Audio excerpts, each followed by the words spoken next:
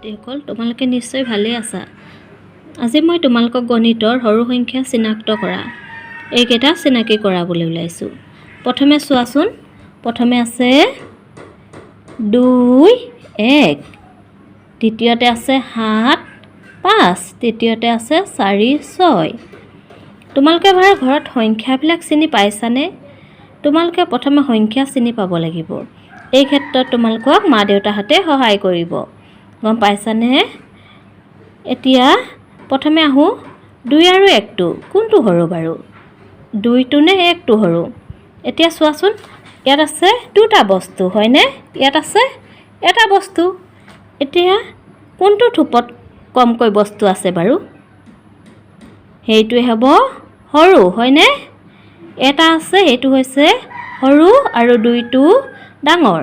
ইয়াৰ পৰা আমি সহজে অনুমান কৰিব পাৰিছোঁ যে 1টো হৈছে সৰু সংখ্যা হয়নে? আমি এনেদৰে 7 আৰু 5 সংখ্যাটো যদি চাওঁ, তেতিয়াহ'লে আমি নিশ্চয় গম পাম যে 5 সংখ্যাটো সৰু সংখ্যা আৰু 4 আৰু 6 ভিতৰত কোনটো সৰু হ'ব? 4টো হয়নে? আশা কৰিছোঁ তোমালোকে ভালদৰে পঢ়া শুনা কৰি আছা। এনেদৰে নিয়মিতভাৱে তোমালোকে পঢ়াৰ অভ্যাস গঢ়ি তুলিবা হয়নে? সদায় মনোযোগেৰে পঢ়িবা।